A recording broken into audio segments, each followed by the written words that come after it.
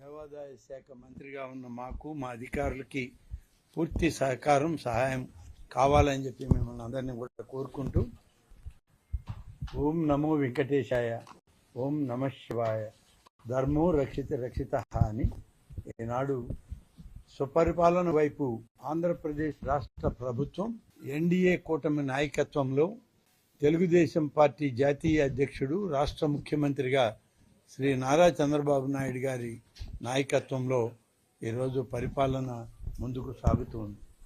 అందులో భాగమే భగవంతుని యొక్క ఆశీస్సులతో ఈ దేవాదాయ శాఖ ఈరోజు ముఖ్యమంత్రి గారి ఆలోచన మేరకు మేనిఫెస్టోలో ఇచ్చిన ప్రణాళికల మేరకు పనిచేస్తూ భక్తులకి అలాగే భగవంతుని యొక్క ఆస్తులకు రక్షకులుగా భక్తులకు మరింత భగవంతుని యొక్క ఆశీస్సులు ఉండే విధంగా పనిచేయడానికి మేము ఎప్పుడు సంసిద్ధులుగా ఉంటామని చెప్పడం ఈరోజు నా మొదటి బాధ్యత, నా కర్తవ్యం. అలాగే మీ అందరికీ తెలుసు, గత ప్రభుత్వ పాలనలో తిరుమల నుండి ఉత్తరాంధ్రలో ఉన్నటువంటి అరసవిల్లి వరకు దేవుడు ఆస్తులను కూడా వదలని పరిస్థితులు అనేకం మీడియాలో మీరే ప్రచురించారు, మీరే అందరికీ చెప్పడం కూడా జరిగింది.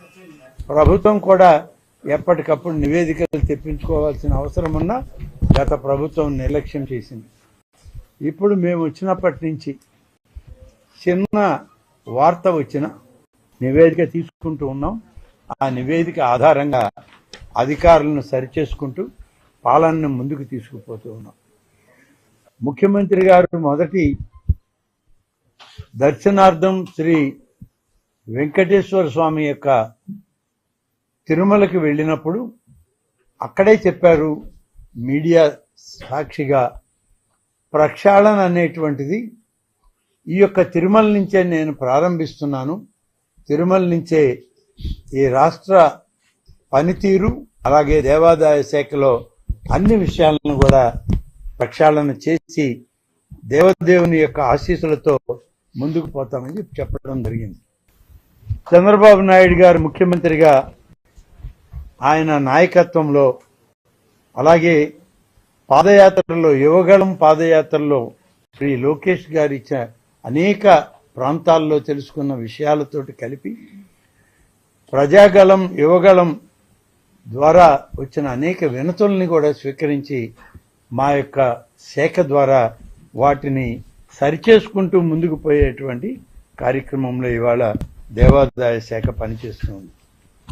అలాగే ఈరోజు ముఖ్యంగా మొదటిది ఎన్నికల ప్రణాళికలో ఎన్డీఏ కూటమి నాయకులుగా చంద్రబాబు నాయుడు గారు కానీ శ్రీ పవన్ కళ్యాణ్ గారు కానీ మోడీ గారి ఆశీస్సులతో ఇచ్చినటువంటి ఆ ప్రణాళికలో ధూపదీప నైవేద్యాలకి 50,000కు లోపు ఆదాయం ఉన్నటువంటి ఆలయాలకి ప్రతి నెల గతంలో 5,000 రూపాయలు ఇస్తుంటే దాన్ని 10,000 రూపాయలుగా పెంచుతామని చెప్పి హామీ ఆనాడు ఎన్నికల్లో ప్రచారంలో చెప్పడం జరిగింది.